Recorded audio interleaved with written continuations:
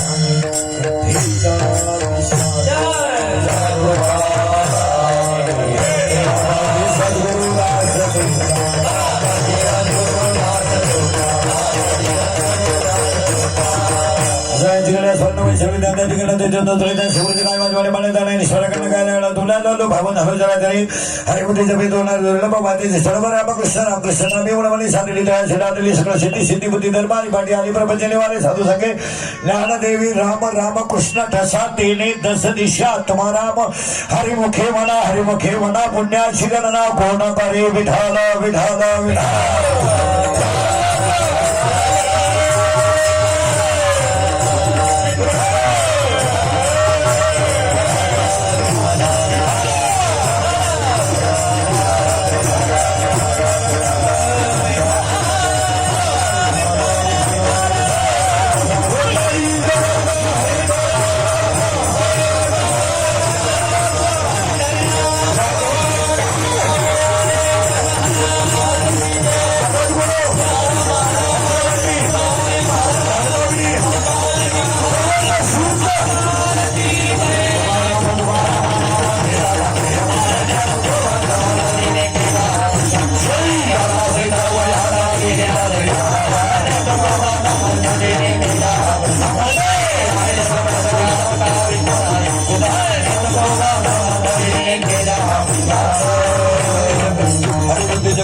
दुर्लभ वाचे सुलभ रामकृष्ण प्रसिद्ध संगे किती सिंगितात आपले स्वतः देतात व सर्वांच्या शेत निवडलेला अभंगा कोणाचा अभंगाच्या शेवटचे काढून काढताना वारकरी संप्रदायाचा पाया नामदेव आहे वारकरी संप्रदायाचा पाया नामदेव आहे वारकरी संप्रदायाचा कळस तुकाराम बाबा आहे वारकरी संप्रदायाचा विस्तार नामदेव बाबा आहेत आणि वारकरी संप्रदायाचा खांब एकनाथ बाबा आहे थोडं उलट फिरा ज्याचा पाया ज्ञान आहे त्याचा कळस वैराग्य आहे ज्याचा कळस वैराग्य आहे त्याचा विस्तार नाम आहे ज्याचा विस्तार नाम आहे त्याचा शांती खांब आहे आणि ज्याचा शांती खांब आहे त्या संप्रदायाचं नाव वारकरी संप्रदाय आहे जगाच्या पातळीवर जेवढे संप्रदाय झाले असतील आपल्याला अजिबात घेणं नाही आणि कोणत्याही गायकानं वादकानं कीर्तनकारानं महाराजानं दुसऱ्याच्या संप्रदायाला नाव ठेवायचं नाही अजिबात नाही कारण ज्याचा त्याचा संप्रदाय ज्याला त्याला प्रिय आहे आणि नाव का ठेवायचं नाही तर वारकरी संप्रदायाच्या तोडीचा दुसरा संप्रदायच नाही तर त्यांना नाव ठेवून त्याची किंमत का वाढवायची दुसऱ्याला नाव ठेवणे म्हणजे त्याची किंमत सोनाराच्या शेजारी भिडीवाल्याने दुकान टाकलं सोनाराच्या गल्ल्यावर परिणाम काय काहीच नाही. 80,000चं गिराईक फिटत आहे ना. पेढीवाला किती मुरमुरे इकले 80 काली. मग वारकरी संप्रदाय हे सोनाराचं दुकान आहे. वैष्णवांचा मान खरा.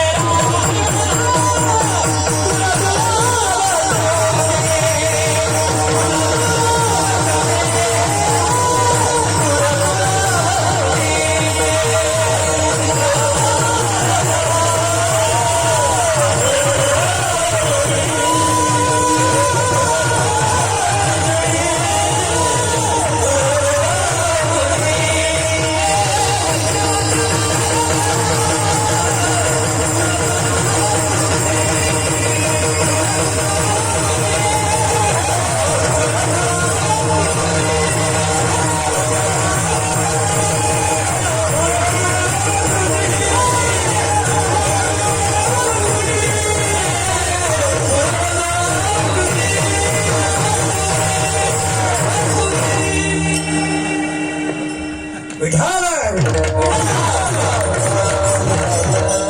ज्याचा पाया ज्ञान आहे त्याचा कळस वैराग्य आहे. राहू द्या आता, राहू द्या आता, राहू द्या. थोडी पिनवा आता झालाय चालू. आता काय आता बोट नको. विधान विधान चला माग.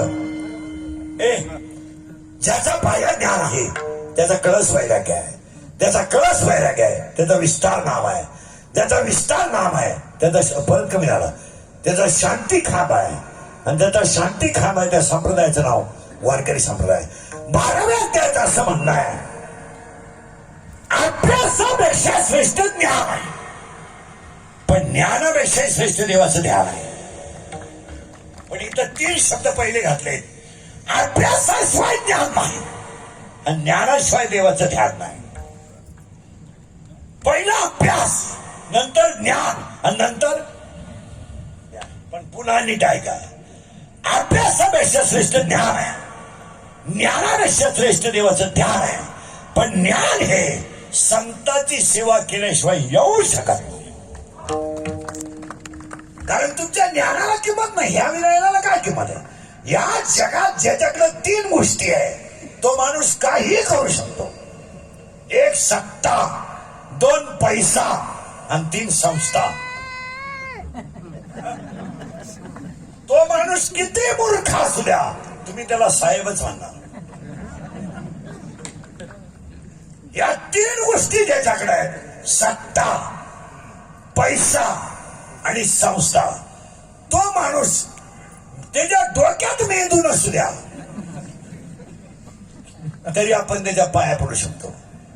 आणि पैसा पुढं ज्ञानाचं व्हॅल्युएशन हे व्यवहारात होतं, पण माणसाचं व्हॅल्युएशन ज्ञानावर हे परमार्थात होतं. तुमची समाजातली उंची पैशावर अवलंबून आहे. आमची स्टेजवर त्यांची उंची त्यांच्या ज्ञानावर अवलंबून आहे. तुमच्याकडे जास्त पैसे असल्यावर तुम्ही प्युअर भिकार वागा तरी लोक तुम्हाला मानणार. आमच्याकडे तसं नाही. आमच्याकडे असं आहे, तुम्ही शर्टाला डाग किती लागू द्या काय फरक पडत नाही, पण शारीरिकला डाग लावू देऊ नका हे संप्रदाय शिकवतो. कपडे मारू द्या, कपडे फेकूनच द्यायचे, त्याचं काय एवढं विशेष आहे. आणि ते कधीतरी मारणार आहे, रोज बदलीतच ते बदलणारच आहे. अभ्यासापेक्षा श्रेष्ठ ज्ञान आहे, पण ज्ञानापेक्षा श्रेष्ठ देवाचं ज्ञान आहे. पण ज्ञान तुम्हाला संतांशिवाय येऊ शकत नाही. यावर तुमचं काय मत आहे? तुम्हाला श्रीमंत व्हायचा तोडगा सांगतो. हे नोकऱ्या करा, दुकान टाका, हे कामच करायचं नाही. मला आज कीर्तन संपले, तोडगा करायचा संध्याकाळी 10 मिनिटात माणसाचं घर नोटानं भरतो. तोडगा एकदम सोपा आहे. वाचायचा असला तोडगा तर अध्याय नंबर 17 ओळी नंबर 23 मध्ये तोडगा आहे. लिहून घ्या, हातावर उचका. तक्षक नावाच्या नागाचा मणी काढायचा,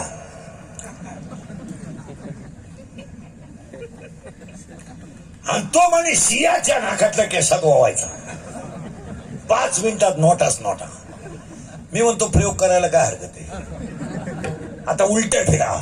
यदा कदाचित तुम्ही तक्षक नावाच्या नागाचा मणी काढाल, तो सिंहाच्या नाकातल्या केसात ओवाल, पण संतांची कृपा न होता ज्ञान आलं घडू शका. पुन्हा ऐका, यदा कदाचित सशाला शिंग येतील, यदा कदाचित कासवाला केस येतील, यदा कदाचित वांजेला मुलगा होईल, यदा कदाचित बर्फाला आग लागेल, यदा कदाचित अंधार प्रकाशाला घालवेल, यदा कदाचित मृगजळाने ताण भागेल, आणि यदा कदाचित तुम्हाला आकाशावर फिरणी करता येईल, पण संतांची कृपा न होता ज्ञान आलं घडू शका. आता पुन्हा उलटे फिरायचंय. अभ्यासापेक्षा श्रेष्ठ ज्ञान आहे, ज्ञानापेक्षा श्रेष्ठ देवाचं ज्ञान आहे. ते ज्ञान तुम्हाला संतांच्या सेवेशिवाय येऊ शकत नाही. आता उलट फिरवतो मी तुम्हाला. संत हे पुण्याशिवाय भेटू शकत. बहुध सुकृताची दारी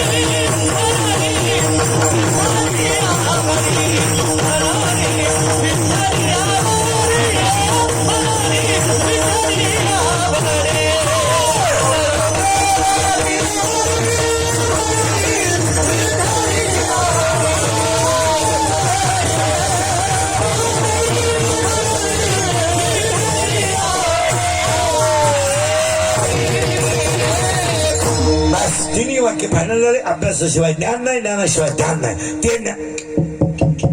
ते ज्ञान तुम्हाला संतांच्या शिवेशिवाय येऊ शकत नाही. फायनल झालं. संत तुम्हाला पुण्याशिवाय भेटू शकत नाही. Any doubt? नो. आता पुढे किचकट आहे. यदा कदाचित संतांची कृपा होऊन तुम्हाला ज्ञान आलं, मे बी पॉसिबिलिटी आहे, may be or not be. इथं असं येस ऑर नो. घडेलही. पण जर घडलं आणि ज्ञान जर आलं तर ते सांभाळता आलं पाहिजे. ही त्याच्या पुढची पायरी आहे. 99% लोकांना देवानं दिलेलं सांभाळता येत नाही. यांना वाजवण्याची कला दिली, पेलवता आली पाहिजे. गायनाची कला दिली, सांभाळता आली पाहिजे. मला कीर्तनाची कला दिली, मला पेलवता आली पाहिजे. आणि 99% लोकांना भगवंताने दिलेलं पेलवत नाही. आणि ज्यांना पेलवलं ते संत झाल्याशिवाय. आता पुन्हा उलट सांगतो. संपत्ती आणि दुर्गुण एकत्र राहतात, संपत्ती आणि सद्गुण कधी एकत्र राहत नाहीत.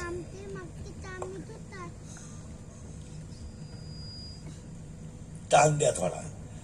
संपत्ती आणि दुर्गुण एकत्र राहतात, संपत्ती आणि सद्गुण कधी एकत्र राहत नाही. आणि संपत्ती आणि सद्गुण जर एकत्र राहिले तर तो माणूस देव झाल्याशिवाय. पैसा जास्त आला का ऊत आलाच, पैसा आला ग आलाच, ग आला का मी आला का अहंकार झालाच, अहंकार झाला मी आलाच. त्याला नियम. संपत्ती बरोबर दुर्गुण येतात, संपत्ती बरोबर सद्गुण येत नाहीत. 16व्या अध्यायामध्ये 2 संपत्ती आहेत. एक दैवी संपत्ती आणि एक आसुरी संपत्ती. नीट ऐका. दैवी संपत्तीचे 16व्या अध्यायामध्ये 26 गुण आहेत आणि आसुरी संपत्तीमध्ये फक्त 6 गुण आहेत. 6. पण अख्ख्या 16व्या अध्यायाचा जर अभ्यास केला तर 26 जणांना ओव्या कमी आहेत आणि 6 जणांना ओव्या जास्त आहेत. तुम्ही 16 अध्याय जरा उचका. 16 अध्यायामध्ये दैवी संपत्तीच्या ओव्या कमी आहेत आणि आसुरी संपत्तीच्या ओव्या जास्त आहेत.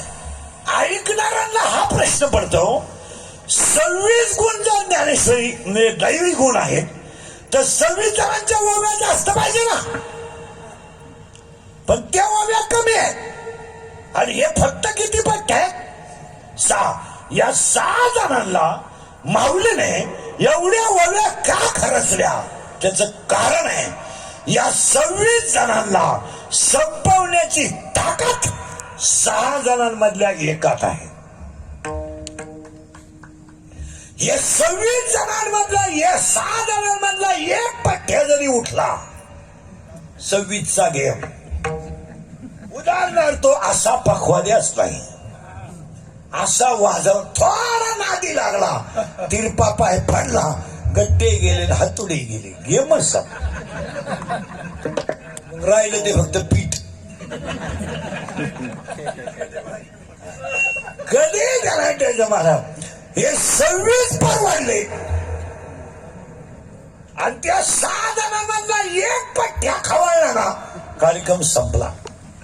म्हणून 16व्या अध्यायामध्ये दैव संपत्तीच्या ओव्या कमी आहेत आणि आसुरी संपत्तीच्या ओव्या जास्त आहे. आता कीर्तनाला सुरुवात करायची, फक्त टच लावून दिलाय तुम्हाला. ऐकणाऱ्यांना 1-2-3 सूचना आहेत. आपली वर्षानं गाठ पडती. कीर्तनाला जरा दरिद्रेवानी बसायचं नाही, तोंड सोडून यायचंच नाही. लांब बसायचं, चांगला चप्पल जोड पाहायचा. आम्ही जीव काढायचा आणि तुम्ही सुताक पडल्यावानी बसायचं ते जमणार. आणि कीर्तनाला दुसरी सूचना आहे, बोलावं लागतं. बोललं तरच कीर्तन करेल, नाही तर तुमचं आपलं सूत्र बसणार नाही. तिसरी गोष्ट, कीर्तनात शंका असली ती जाग्या विचारायची. मी गेलो का नाहीचं नाही, आम्ही निघून गेलो का मला पटलं नाही. तुझं तुझ्या बायकोचं पटन आमचं पटायचं काय आमचं काय समज. तुझं आयुष्य गेलं कोणाशी पटलं नाही, 2 तासात कोणत्याशी पटलं. बरं तुझ्या पटण्याचा आमचा संबंध काय. येसला येस, नोला नो, दोन्ही ओळख क्लिअर करून देतो, पुढे घालून देतो. अभ्यासापेक्षा श्रेष्ठ ज्ञान, ज्ञानापेक्षा श्रेष्ठ देवाचं ध्यान. पाहिलं, ज्ञान हे तुम्हाला संतांशिवाय येऊ शकत नाही. संत हे तुम्हाला पुण्याशिवाय भेटू शकत नाही. पाहिलं, पुण्य उदयाला आलं, संतांनी ज्ञान दिलं तरी ते पेलवता आलं पाहिजे. मग आता तुम्हाला प्रश्न विचारतो मी, पटापटा बोलायचा. पांडुरंग आपला बाप आहे, रुक्मिणी आपली आई आहे, पुंडलिक आपला भाऊ आहे आणि चंद्रभागा आपली बहीण आहे. या वाक्याशी तुम्ही सहमत आहात का? फायनल वर का आजारी आहे तुम्ही? नाही, फायनल आहात. म्हणजे कटेवरचा देव आपला बाप आहे, त्याच्या शेजारी रुक्मिणी आपली आई आहे. भक्ती कशी करावी हे ज्याने शिकवलं तो पुंडलिक आपला भाऊ आहे. आणि आतून निर्मळ होण्यासाठी काय करावं लागतं हे सांगणारी चंद्रभागा आपली बहीण आहे. बाहेरून नाही, बाहेरून स्वच्छ.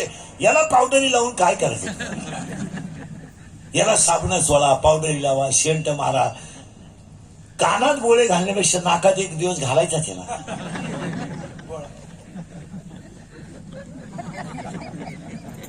नाकात तर 10 मिनिटात बोळे घालतात, 10 मिनिटात गेला ना.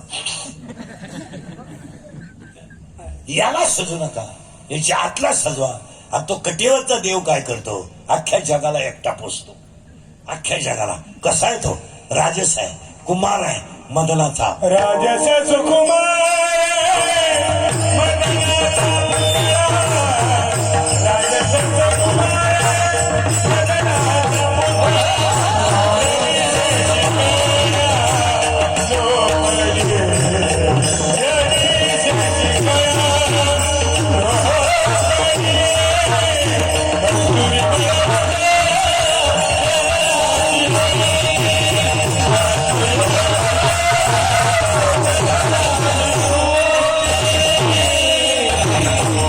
मदनाचा आहे, कुमार आहे, मदनाचा पुतळा आहे. आता तुम्हाला पटापटा बोलावे. पांडुरंग आपला गेलं बॉम्बाला बाप आहे, रुक्मिणी आपली आई आहे, चंद्रभागा आपली बहीण आहे, पुंडलिक आपला भाऊ आहे. मग आपण लेकरू कोणाचं आहे? पांडुरंग. मग शिळीचं बकरू कोणासारखं आहे? शिळीसारखं. गाईचं वासरू गाईसारखं, कुत्रीचं पिलू कुत्रीसारखं, मांजरीचं पिलू. हे पांडुरंगाचं पिल्लू त्याच्यासारखं का नाही?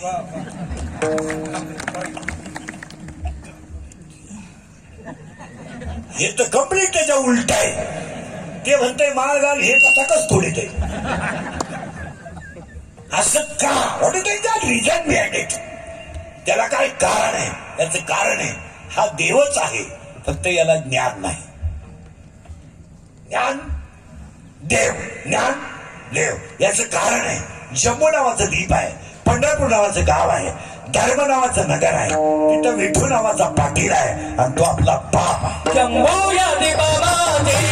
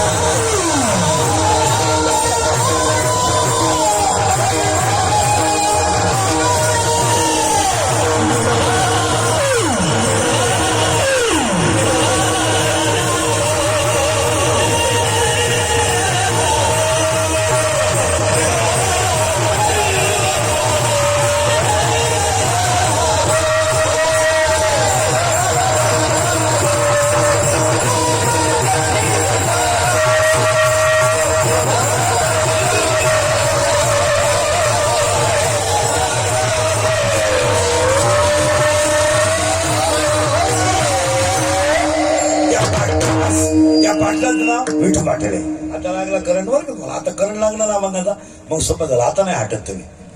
फक्त थोडी पहिले 10 मिनिटं जड जात, एकदा फिट झालं ना मग फिट, परत माग आणि परत पुढं. तुम्हाला पहिलंच सुधारलं तर पुढं पुढं त्याचं परत मागण येतो. तो आपला पाटील आहे, त्याचं नाव शंभू पाटील आहे. शंभू नावाचं दीप आहे, विठू नावाचा पाटील आहे. हे एक गाव आहे. 7वा अध्याय असं म्हणतो, पाहे पा शरीराची गाव. हे एक गाव आहे. या गावात मानाशी नावाचा पाटील आहे. त्या पाटलाच्या ताब्यात अख्खं जग आहे. या पाटलाच्या ताब्यात अख्खं गाव आहे. आणि या गावाचं नाव केलं बॉम्बाल शहीद आहे.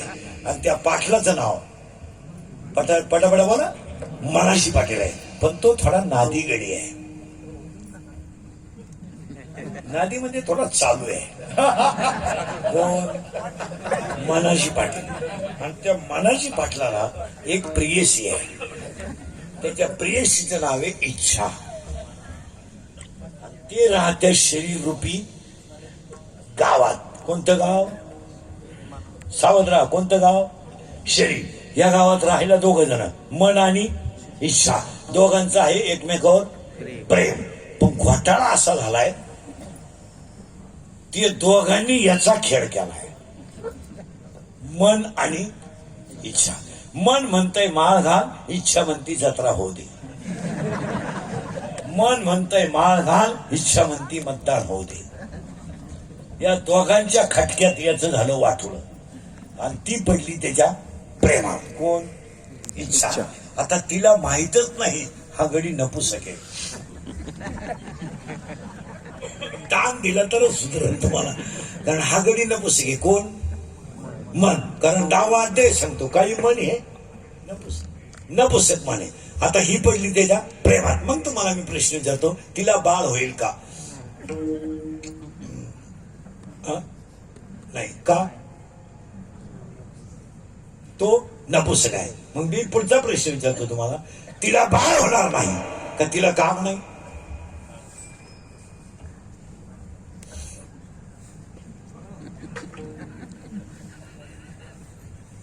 तुम्हाला सुधारत मी काय?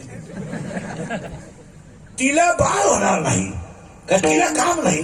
अहो तिला काम आहे, तरुण आहे, ती देखली आहे, वयात आली, पण कामाची तृप्ती करणारा नपुसक आहे. म्हणून ती आयुष्यभर कुमारी राहणार आहे. 7वा अध्यायच म्हणतोय, इच्छा ही कुमारी झाली कामात ते, तिला बाळ होणार नाही. मग तिला बसला धोका. प्रियकर निघाला भिंडो. आता पोरीनं उत्तर द्या. जर पोरीनं तुम्हाला एखाद्या पोराने धोका दिला, तिला देत नाही पोरग धोका, पोरं धोका देत नाही, मिळतच नाही तो कोण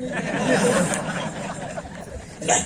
आता समजा पोरीनं तुम्हाला धोका एखाद्या पोराला दिला, लबाड बोलू नका, तुम्ही सांगा तर कोणाला? आईला तर सांगू शकत नाही, बापाला तर वारा लागून देते, भावाच्या तर कानाला खडा नाही, मग तुम्ही सांगणार कोण? राईट. असा सखोल अभ्यास पाहिजे मैत्रिणीला. आता ही गेली तिच्या मैत्रिणीला सांगायला, ही गेली तिच्या मैत्रिणीला सांगायला, त्याने मला मेसेज टाकला, मी त्याला हाय केलं, त्याने मला रस प्यायला नेलं, मी 9 ग्लास उसाचा रस पिलो, कारण मी जर्शी होते. मागून मला कळलं त्याच्याकडे पैसे नाही, मग त्यानं घड्याळ गाण टाकलं, मला रस पाजला. मग मला अंदाज आला, जो मला रस पाजण्यासाठी घड्याळ गाण टाकू शकतो, तो माझ्या शब्दावर त्याच्या बापाला उचलून आपटू शिकतो. असा अंदाज मी केला आणि त्याच्या प्रेमात पडले. आम्ही दोघं पडून गेलो, एका ठिकाणी कामाला राहिलो, तिथे मला पोरग म्हणा झालं, आणि त्यानं मला पिसवायला सुरुवात. तसं ही गेली तिच्या मैत्रिणीकडे, बाई मी प्रियकर निवडला, पण घोटाळा झाला ग. काय? तो नपुसक निघाला, कारण तिची मैत्रीण कोण आहे हेच तुम्हाला माहित नाही. मी सांगितलं तरच कळत तुम्हाला. तुम्हाला काय माहिती तिची मैत्रीण? तिच्या मैत्रिणीचं नावच माया आहे, आणि ह्या जगाला संपवलं कोणी? मायेनं. आणि ही तिला सांगायला गेली, बाई बाई मी प्रियकर निवडला, नपुसक निघाला. ती म्हणते तुला तरी प्रिय करे.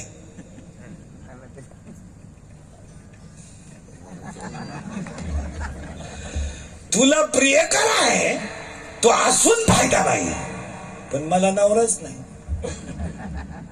माऊलीची ओवी 16व्यात किती सुंदर आहे.